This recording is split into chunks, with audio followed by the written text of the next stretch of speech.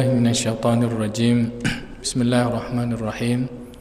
Assalamualaikum warahmatullahi wabarakatuh. Alhamdulillahi rabbil alamin. Bi ni'matil iman wal islam wa tatimmus shalihat. Nahmaduhu wa nasta'inuhu wa nastaghfiruh wa na'udzu billahi min shururi anfusina wa min sayyiati a'malina. Man yahdihillahu fala mudhillalah wa man yudlilhu fala hadiyalah. Asyhadu an la ilaha illallah al-malikul haqqul mubin wa asyhadu anna Muhammadan abduhu wa rasuluhu shadiqul wa'dil amin. Allahumma salli wa sallim ala sayyidina wa nabiyina Muhammadin wa ala alihi wa sahbihi ajma'in wa man tabi'ahum bi ihsanin ila yaumiddin.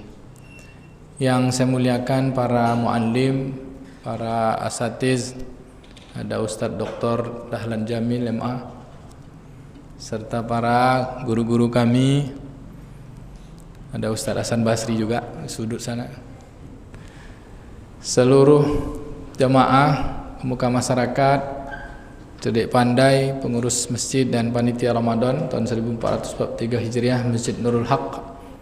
Semoga kita semua senantiasa dalam rahmat dan kasih sayang Allah Subhanahu wa taala. Amin. Hari ini Isnin 2 Ramadan tahun 1443 Hijriah, kita dipertemukan oleh Allah Subhanahu wa taala dalam suasana amal salat zuhur. Mudah-mudahan salat zuhur ini menjadi bagian amal-amal kita untuk meraih keutamaan-keutamaan dari berkah dan kemuliaan Ramadan. Kultum kali ini sampaikan menjelaskan tentang hadis yang selalu kita dengar, sudah masyhur, dari Imam Ibnu Huzaimah radhiyallahu an, dari khutbah Nabi sallallahu alaihi wasallam pada akhir bulan Sa'ban, tentang keutamaan, kemuliaan dan keberkahan Ramadan serta amal-amal yang mesti kita isi di dalamnya. Menurut Imam Ibnu Huzaimah, hadis ini sahih karena ditulisnya dalam kitab Sahih Imam Ibnu Huzaimah dan Imam Ibnu Hibban. Tapi Imam Muslim menganggap hadis ini lemah karena ada matan hadis ini yang pada bagian akhirnya yang diragukan perawinya. Sedangkan 70 atau 80% isinya adalah sahih, bahkan didukung oleh nas-nas berdasarkan Al-Quran. Dalam khutbah yang panjang dari Salman radhiyallahu an, bahwa Rasulullah SAW berkhutbah di hadapan kami, kata beliau. Apa kata Nabi? Ya ayuhan nas, qad adallukum syahrul azim mubarakan fihi. Hai manusia, sungguh datang kepada kalian, akan datang kepada kalian, kalau sekarang sudah datang kepada kita, bulan yang agung, yang keberkahan di dalamnya banyak, yang di dalamnya banyak keberkahan. Apa berkahnya? Nah, ini yang mau kita bahas. Pertama kata Nabi, ada malam di dalam bulan itu lebih baik daripada 1000 bulan. Lalu karena Nabi SAW menyebutkan malam lebih baik pada 1000 bulan, ulama sarankan sama kita, maka sejak tanggal 1 Ramadan harusnya kita sudah menjadikan malam itu sama seperti malam Lailatul Qadar.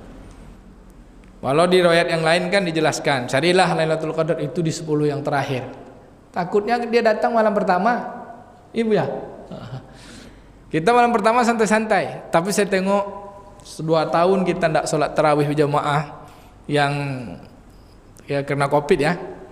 Tadi malam saya lihat di jalan Garuda atas Kurun itu, mungkin kena semangatnya tarawih seperti tahun 90-an lagi Pak, sampai ke jalan. Wah, sampai ke teras-teras tuh. Imamnya pun semangat, saking semangatnya 9:30 baru selesai. Wah, semangat imamnya kan, jemaahnya yang kepanasan. Tengok Masjid Munawarah, Masjid Rahmatullah, Masjid Istiqomah, itu bubarnya udah 9:30. Maka jadikanlah setiap malam seperti malam Lailatul Qadar. Semoga kita dapat berkahnya itu. Kata Nabi SAW. Yang kedua, apalagi keberkahannya? Pada bulan ini siangnya diwajibkan berpuasa, malamnya disunahkan qiyamul lail. Jadi bulan yang di dalamnya hanya puasa diwajibkan itu hanya bulan Ramadan, yang di dalamnya sunnah qiyamul lail itu mengiringi isi bulan itu adalah bulan Ramadan, yang kita sebut, para ulama sebut adalah tarawih. Jadi jangan sampai tak tarawih bulan Ramadan. Katanya gini, tarawih itu kan Rasulullah cuma 4 kali kan gitu Pak. Kalau ini tarawih yang sekarang ini kan tarawih yang diriwayatkan dari Umar bin Khattab.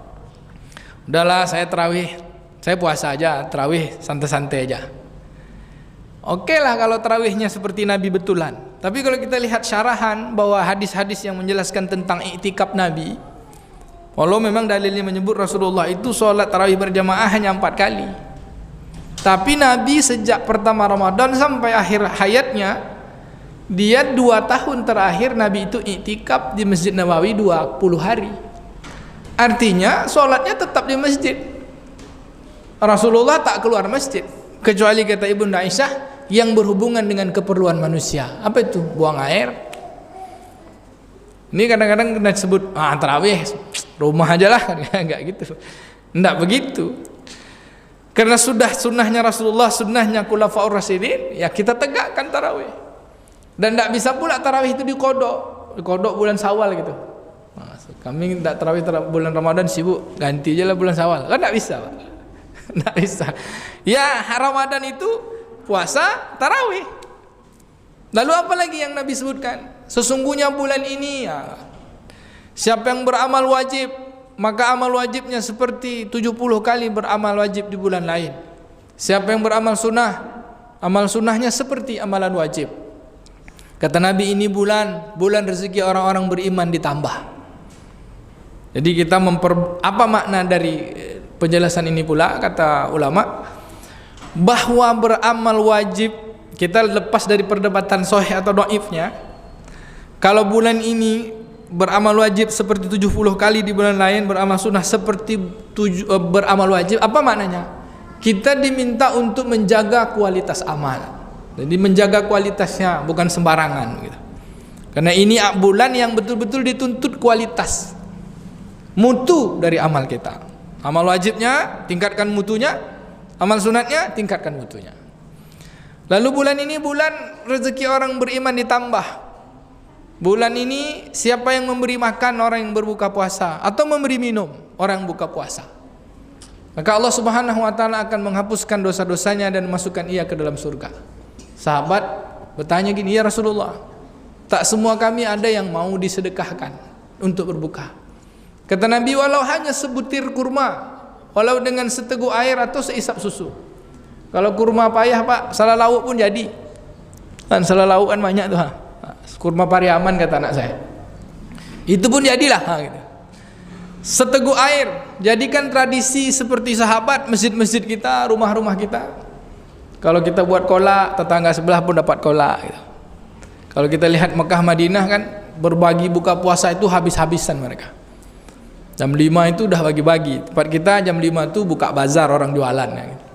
Kita ingin menjadikan tradisi Rasulullah dan para sahabat, samalah paling tidak kita berbagilah dengan makanan. Tidaklah sebutir kurma saja, tapi begitulah fadilahnya, walau hanya dengan sebutir kurma, walau dengan seteguk air atau seisap susu. Kata Nabi, Allah akan memberikan pahala puasa orang yang berpuasa tanpa mengurangi pahala puasa orang yang berpuasa. Kata Nabi pula gini, apabila kalian bertemu bulan ini, maka perbanyaklah 4 hal. Kalau kita tengok di majelis habaib atau di ulama-ulama Yaman, ini disebut zikir sepanjang Ramadan. Perbanyaklah 4 hal, 2 hal yang kalian perlu dan 2 hal yang kalian mesti minta sama Allah. 2 hal yang kalian perlu, kata Nabi, perbanyaklah ucap la ilaha illallah astaghfirullah. Dan 2 hal yang kalian minta kepada Allah, as'alukal jannah wa a'udzubika minan nar. Kalau kami di Tembilahan, salat 20 tu Pak, Tembilahan, Ustaz Riol, Tanjung Pinang, bisa daerah-daerah Melayu, itu sholat 20 itu Bilalnya mengajak kita memimpin zikir ini di antara tarawih 2 rakaat, perpindah 2 rakaat dengan ucapan la ilaha illallah astaghfirullah as'alukal jannah wa a'udzubika minan nar. Kalau di tempat Pekanbaru ada juga seperti Masjid Raya, menjadikan zikir itu menjadi bagian dari sholat tarawih. Tapi kalau kita lihat kaifiatnya, Ya zikir kita diperbanyak untuk meminta itu. Minta pada Allah yang kita perlukan, minta kepada Allah yang betul-betul yang kita minta. Kita perlu bahwa seluruh amal kita hanya untuk Allah, dan kita perlu bahwa amal kita ini diampuni, dosa-dosa kita, kesalahan kita diampuni Allah, dan kita minta surganya Allah dan dijauhkan dari nerakanya Allah. Kata Nabi penutup hadis ini, yang sebab hadis ini lemah ini gara-gara yang terakhir ini lah. Kata Nabi, siapa yang memberi makan, memberi minum orang yang berbuka puasa, siapa yang memberi minum orang yang berbuka puasa, kelak Allah Subhanahu wa taala akan beri ia minum dari telaga Haud. Telaga Haudi, telagaku, kata Nabi. Telaga itu ada di padang mahsyar. Dan siapa yang minum dari telagaku, sungguh ia tidak akan haus selama-lamanya sampai ia dimasukkan ke dalam surga. Oleh para ulama hadis, ini bagian terakhir ini diragukan. Tetapi dari isi-isinya semua, Imam Ibnu Uzaimah meletakkan pada kitab sahihnya. Dan ini adalah berita gembira untuk kita semua, agar bahwa keagungan bulan Ramadan membawa berkah yang banyak, maka kita isilah Lailatul Qadar, tarawih, puasa, amalan sunat, amalan wajib, kemudian berbagi, berbuka puasa, perbanyak zikir kepada Allah Subhanahu wa taala. Insyaallah ujung-ujungnya man qama ramadanan imanan wa ihtisaban ghufirallahu ma taqaddama min zambi. Siapa yang menegakkan Ramadan betul-betul dengan hanya karena Allah taala, karena iman dan ihtisab, menjaga mutu dan kualitasnya, insyaallah keluar dari Ramadan dosa-dosa kita diampuni. Bahkan ada hadis yang lain menyebutkan, siapa yang menegakkan Ramadan dengan iman dan hisab yang benar, maka ia keluar Ramadan seperti ia baru dilahirkan dari perut ibunya. Ini ada pandangan secara kesehatan maupun secara agama. Secara syariat kita dosa-dosa diampuni, perbuatan-perbuatan kita berubah. Secara biologi, fisiologi tubuh kita, kalau kita puasa setiap hari dengan makanan terjaga, memang kita kembali muda, Pak. Bahkan Dr. Zaidul Akbar menganjurkan kita untuk puasa 20 jam. Nah, sahur dengan seadanya, kemudian berbuka. Nanti Bapak Ibu semua awet muda. Nah, seperti Bang Khoir insyaallah. Seperti Ustaz Dr. Dahlan Jamil, awet muda. Mohon maaf atas segala kurangan, terima kasih segala perhatian. Semoga berita gembira dari Nabi tentang kemuliaan dan keberkahan Ramadan ini dapat kita isi dengan sebaik-baiknya, insya Allah. Mohon maaf atas segala kekurangan.